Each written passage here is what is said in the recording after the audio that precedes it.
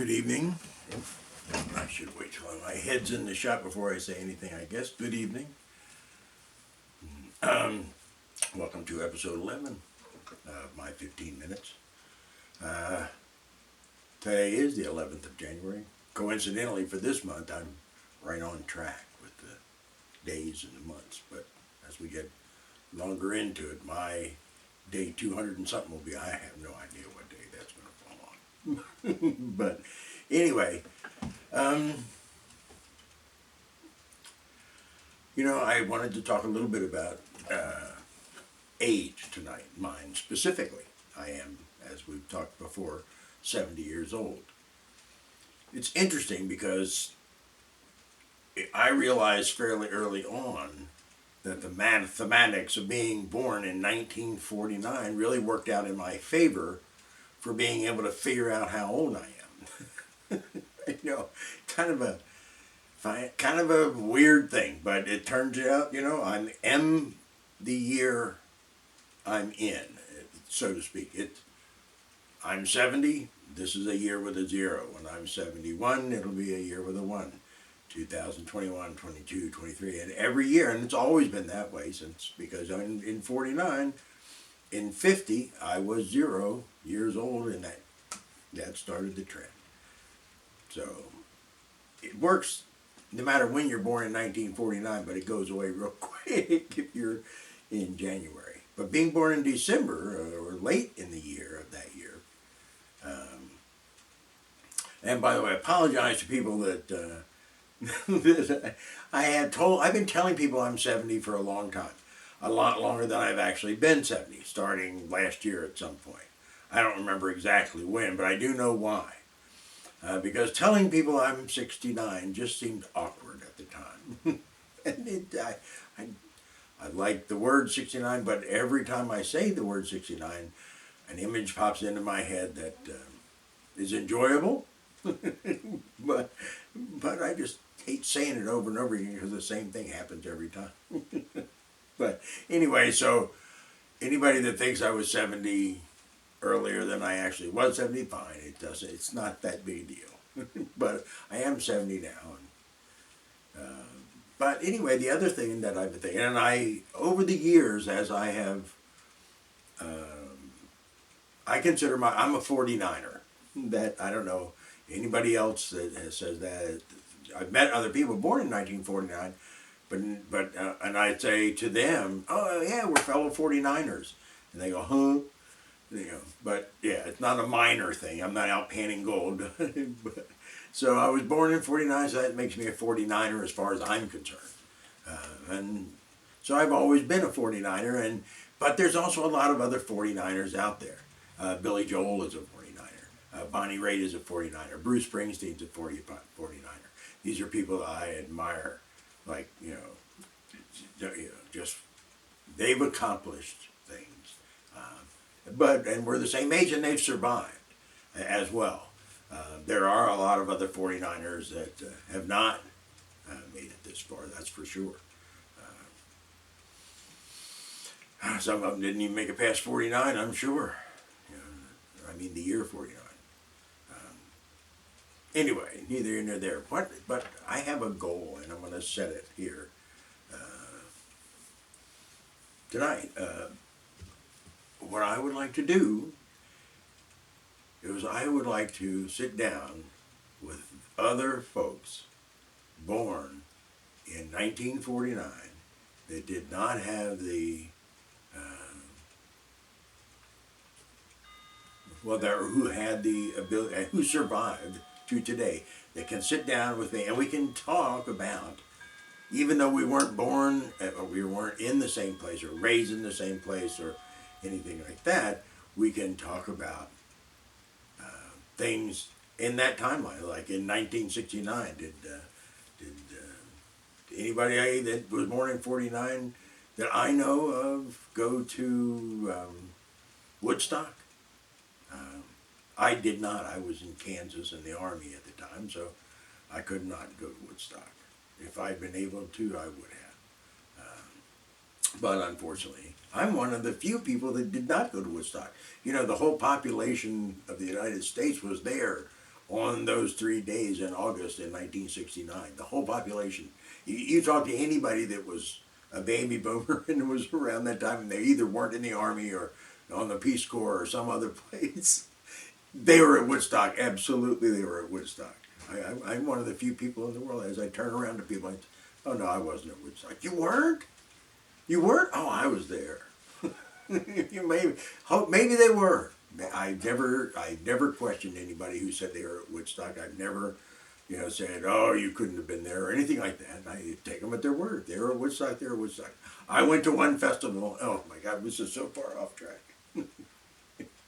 Anyway, so the idea I thought would be to talk to people who were born in 1949, and not so much on what happened in the period up to the 70th year, but thoughts on going forward. Thoughts on how the rest of my life is going to end up personally and for other people. It's well, it's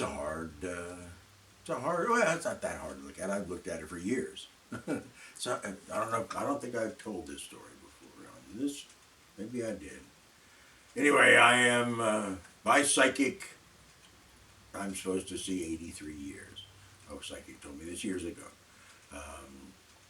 But even if that's true, these next 13 years, it's a countdown. It's, whoop, there we go. And it's been a countdown. Actually, it was a standing joke for years. I told everybody in my family about the prediction of 83 years. And so it was a standing joke, but who knows? But anyway, neither here nor there. Even if I had 13 or less or more years left, it's still the downside of everything. So, what do I see in the future? What do other people my age see in the future? For instance, Billy Joel, for instance. How long is he going to continue to play Madison Square Garden? We're the same age. He's 70, I'm 70.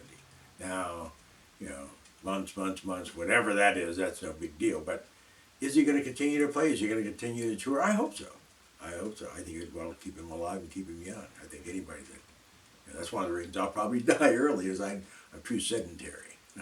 And I don't have any real talent to, to wow people with, so to speak, because he does. He's got more talent. Bruce Springsteen, Bonnie Raitt, these people,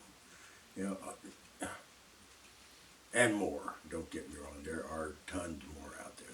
They're not just 49. There's a lot of talented people in the world. But what I'd like to do is talk to the ones, even if they're not famous. Talk to somebody born in 1949. Sit down for a few minutes and see what their thoughts are for the future. How long are they? Are they sick? Personally, I thought I was dead a little while ago, I didn't think I was dead, but I thought there's a good possibility that my life was ending. Turned out not to be the case, and so here I am today, in front of this box, in front of these lenses, talking to people that I had no idea who might listen in the future. So that's a goal. That's a goal of mine. If somebody knows somebody or can help me get in touch with somebody that I don't know already that was born in 1949. Ooh, I'd love to interview the celebrities that were born in 1949. See what their thoughts are for the future. Where do they plan to be? Not how do they plan to live the last part of their lives. I'm questioning myself all the time on that. How am I going to live the last part of my life? Whew. It's a real puzzler. Because, I don't know. No, I really don't know. It's a funny thing. So, but part of it's going to be doing this. And I've also thought, and I do think, that I have more to say than 15 minutes a day can handle. And so, because I keep thinking of things to talk about, but when I sit down here to talk about them, I'm done. Oh, Christ. I didn't mean to have this on the screen at all.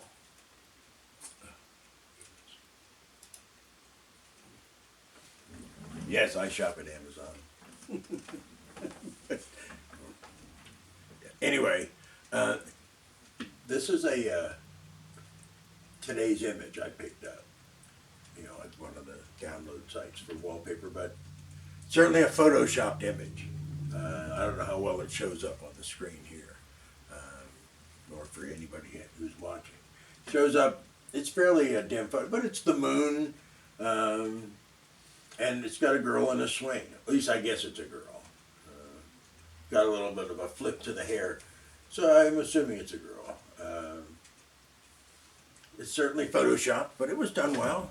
It was cute. I picked it just because it just looked cute. Not the greatest thing in the world, and actually not the most original. Not the first person to put a person on a swing or in the moon swinging. So, but it was cute. Some of the landscapes, though, I've chosen are just set these things out of the water. But neither here nor there. They're still cute. They're still watchable, lookable, viewable. So anyway, so where was I? Now I got lost again.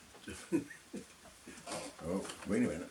I got to switch my seat back. Ah, there we go. I'm not supposed to be able to lean back because I forgot why exactly, but anyway, so I got to sit up straighter, be less comfortable than I want to be in my own home, talking to people that probably don't care whether I lean back or not.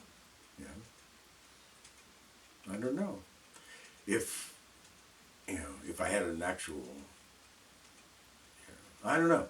Anyway, it's neither here nor there at the moment. But anyway, talking to other people of my own age would be really a pretty cool thing, I think.